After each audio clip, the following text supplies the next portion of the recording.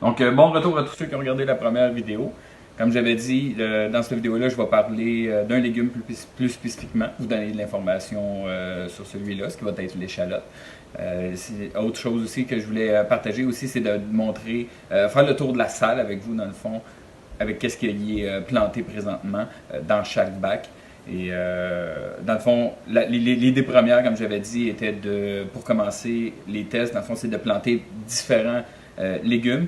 Certains vont prendre 50 à 60 jours, 70 jours, d'autres vont prendre 80, 85, 100 jours à produire. Donc, pour voir la réaction de chaque légume qui est planté avec leur temps. Il y en a qui vont demander des températures plutôt froides dans la terre, d'autres vont demander des températures plutôt chaudes.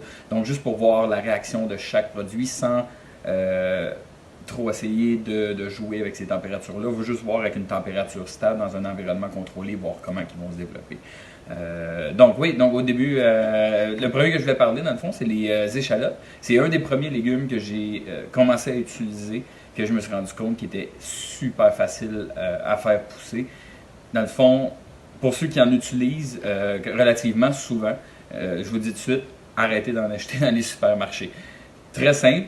Achetez-vous un pack d'échalotes, dans le fond, au magasin. Quand on voit, on a l'échalote, on a la partie blanche qui est en bas avec les racines. Tu as la partie blanche, après ça, tu as la partie plus foncée. C'est cette partie-là, dans le fond, qu'on coupe et qu'on utilise dans nos recettes. Dans le fond, une des premières erreurs que le monde font, c'est quand ils achètent les échalotes, ils les mettent dans le frigidaire immédiatement et ils les laissent dans le fond. Mais dans le temps de le dire, les échalotes vont devenir complètement molles. La façon de les conserver, c'est simplement de prendre un verre d'eau, mettre les échalotes dans le verre. La partie blanche, mettons qu'elle est grande comme ça, peut-être mettre juste cette partie-là d'eau environ. Tu n'as pas besoin de couvrir au complet. Et ne pas les laisser dans le frigidaire non plus. Donc simplement les mettre dans un verre, mettre de l'eau, on les met sur le bord de la fenêtre dans le fond pour avoir du soleil et ils vont simplement repousser d'elles-mêmes directement en partant même à ce moment-là, même sans les avoir coupés. Dans le fond, quand vous voulez l'utiliser, dans le fond, vous en prenez une, vous coupez entre la partie blanche et la partie verte, dans le fond, vous la coupez, vous gardez cette partie verte-là, vous l'utilisez, et la partie blanche, vous la remettez tout simplement dans l'eau, sans que l'eau soit par-dessus, dans le fond, comme je disais, toujours un petit peu en dessous. Vous les laissez là, et comme on peut voir dans la photo ici présentement, j'en ai plusieurs où j'ai coupé, et on voit déjà les repousses qui se refont. C'est extrêmement rapide, ça dure environ, ça prend 7 à 10 jours environ, et l'échalote est revenue par elle-même au complet que vous avez besoin. Un fait cocasse que je me suis rendu compte, c'est que quand on la coupe, elle repousse. Moi, je m'attendais à ce que l'échalote repousse tout simplement, parce que c'est toujours comme, on a la partie blanche et c'est toujours une grande ligne. Sauf que je me suis rendu compte que où est-ce qu'on la coupe, l'échalote repousse, celle qu'on a coupée, mais une autre sort juste à côté et devient aussi grosse que la première.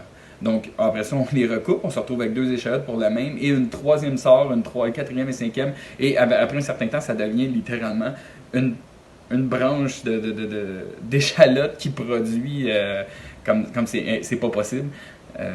Moi, j'avais estimé que mes besoins étaient d'environ 7 échalotes aux 10 jours, 2 semaines environ.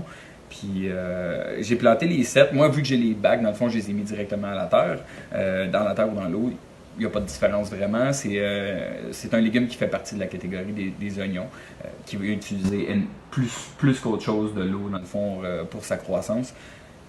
Mais je me suis rendu compte, à force de les couper, les 7, ils se sont commencés à se multiplier, ils sont rendus avec 3 à 5 branches chacun. Et là, j'ai une production d'environ 24 à 28 échalotes. C'est complètement ridicule la vitesse quand ça pousse. J'en ai plus que j'en ai besoin. À cette heure, je les coupe, je les mets dans le bac de compost immédiatement quand ils deviennent trop longs. Parce qu'après une certaine grandeur, ils deviennent pesantes puis ils tombent. Dans le fond, là, ils plient sur le côté. On fait simplement la couper, l'utiliser ou l'acheter, puis ça va repousser dans le temps de dire. Tout simplement. Donc, c'était ça pour les échalotes. Pour ceux qui veulent les utiliser, utilisez-les. Vous allez voir, vous n'allez plus jamais acheter d'échalotes, à moins que vous ayez un problème. Une petite chose que vous pouvez voir, par exemple, c'est que quand vous les gardez dans l'eau, avec le temps, vu que c'est un oignon, l'eau peut devenir un peu brumeuse. Tout simplement vider l'eau, la changer. Ça peut arriver une fois par semaine environ. J'ai jamais eu de problème avec, mais juste à changer l'eau, puis c'est absolument pas un problème. Donc, oui, fait qu'on va aller faire le tour de la salle et on va aller voir qu'est-ce que j'ai planté dans le fond et où ce qu'ils s'en ont présentement. Fait que, on va aller voir ça.